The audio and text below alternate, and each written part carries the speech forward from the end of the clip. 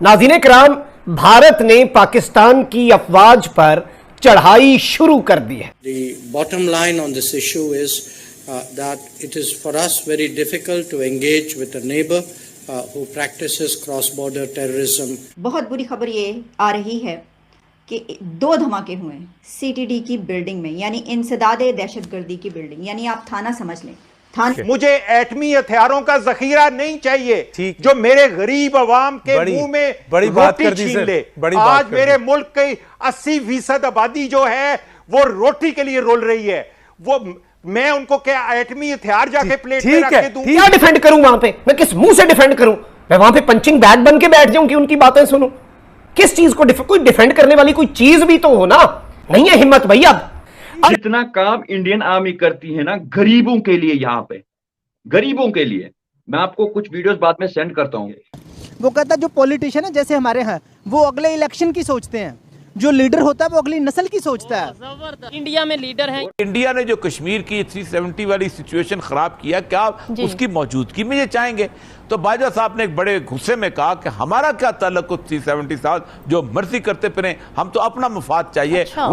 इमरान खान क्यों बैठा रहा भाई? एग्जैक्टली, सैक क्यों नहीं किया? ये तुम एक प्राइम मिनिस्टर हो मुल्क में, तुम्हें पता नहीं है कि सीक्रेट निगोशिएशंस हो रहे हैं?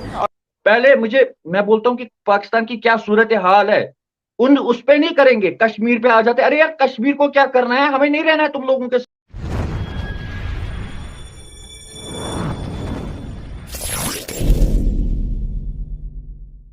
बाजवा साहब का मामला ये हुआ कि यहां तक तो बात सबको पता थी। हामिद मीर ने जो अगली बात लीक की है ना, वो बहुत इंपॉर्टेंट है कि इन्होंने साफियों को बुलाया था और साफियों को बुला के ये कहा था कि ये ऐसी सूरत हाल है, और जिस पे मुख्तलिफ साफियों ने बाकायदा सवाल किया कि इंडिया ने जो कश्मीर की 370 वाली सिचुएशन खराब किया, क्या उसकी मौजूदगी में ये चाहेंगे?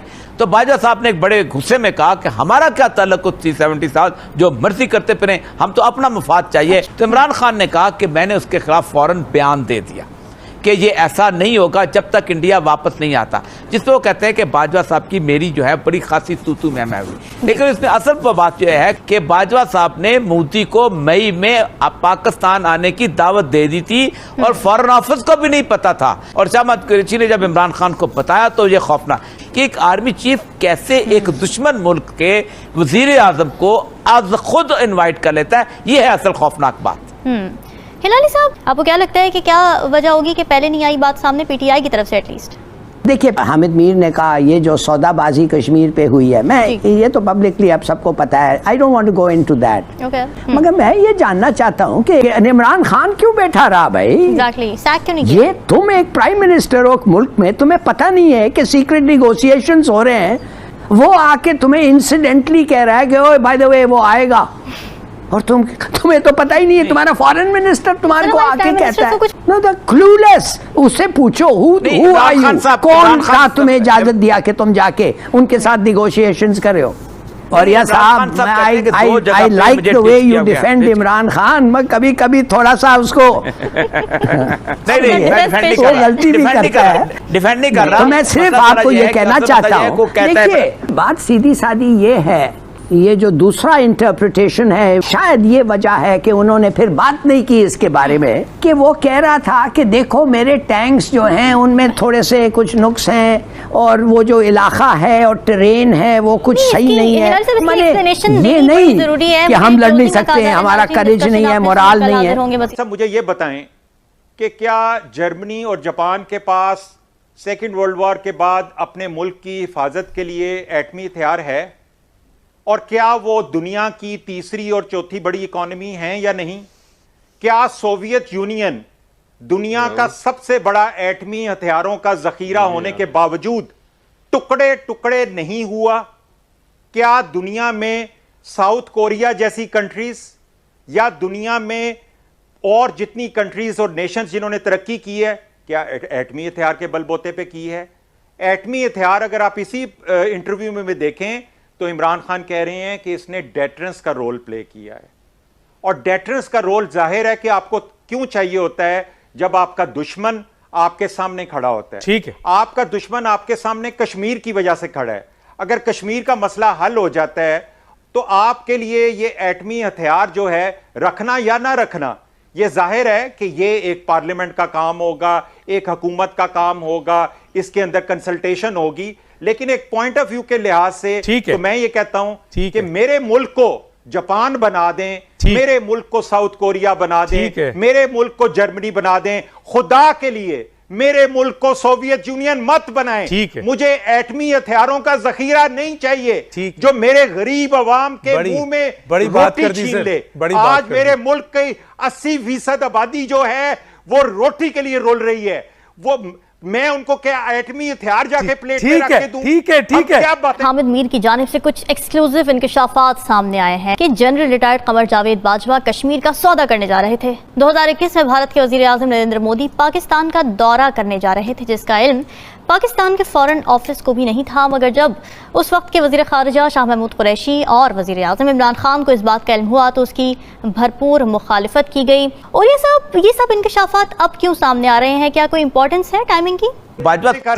देखिए, अभी की पॉलिटिक्स में आपको बोलूंगा कि अभी कोई पॉलिटिकल पार्टी यहाँ पे रूल में नहीं है, कोई भी अभी सियासी जमात यहाँ पे नहीं है। अभी जो यहाँ पे चल रहा है वो एलजी एडमिनिस्ट्रेशन है, दैट मीन्स की गवर्नर रूल। और गवर्नर रूल में जो मैंने देखा, मुझे नहीं लगता है कि आज तक जो 30-40 साल हुए अभी तक किसी भी पॉलिटिकल पार्टी ने इतना कुछ श्रीनगर के लिए किया, कश्मीर के लिए किया, जितना अभी एलजी एडमिनिस्ट्रेशन कर रही है।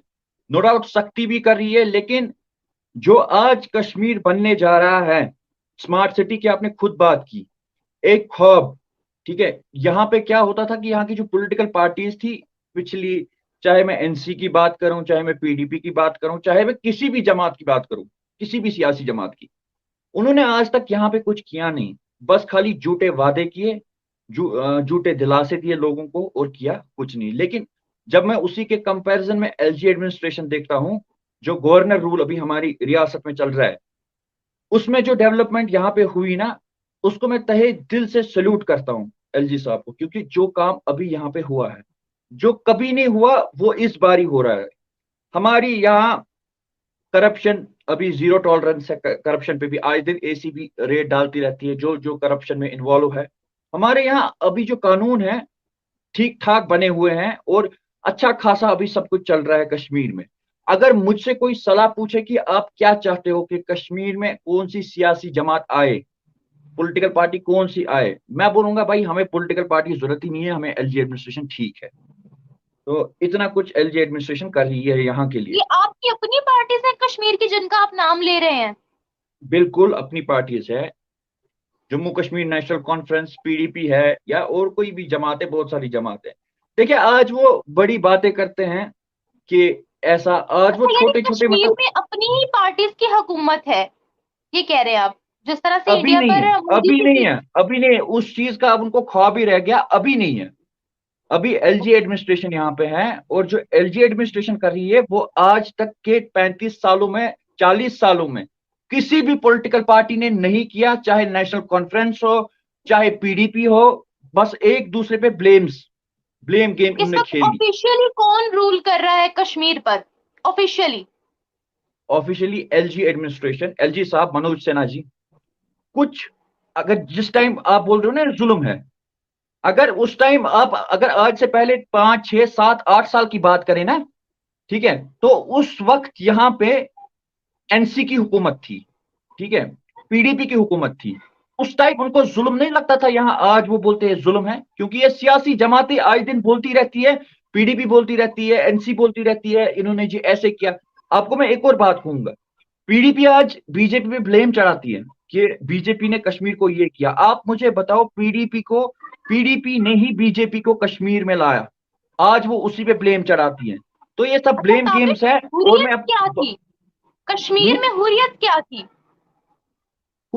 कुछ भी नहीं। हुर्रियत बस वो तो दुकानें शुकानें बंद हो गई इधर। अब वो दुकानें शुकानें, जो दुकानें यहाँ पे खुली हुई थी इनकी, हुर्रियत वालों की, हमारी पॉलिटिकल पार्टीज की, एनसी की, नेशनल कॉन्फ्रेंस की या पीडीपी की, वो दुकानें एलजी साहब ने यहाँ इनको बंद कर दी और ताले लगा दिया बाहर से। और जितना भी खून इन्होंने चूसा था कश्मीरियों का, जितना भी खून चूसा था 30 सालों में या 35 सालों में, एक एक चीज का हिसाब लिया। एक एक चीज देखी कि किसका इलीगल जमीन है, कहाँ पे कौन सा घर इनका इलीगल। में रखिएगा, ये अभी 2 दिन पहले इंडिया से खबर आई, चलनी शुरू हुई, वहां पर जो कुछ हुआ और उनके फौजी जहां बहक हुए उसमें, उसके बाद जो एक गुस्सा और ये कहा गया, जो ब्लेम किया गया कि जो पाकिस्तान है इस तरफ से कुछ ऐसे दहशतगर्द है जिन्होंने वहां पर दहशतगर्दी की है। ये भी हमने देखा कि सोशल मीडिया पे चलता रहा कि हम इसका जवाब देंगे, कि इसका जवाब जो है वो मिलेगा, इसका बहुत बड़ा जवाब मिलेगा।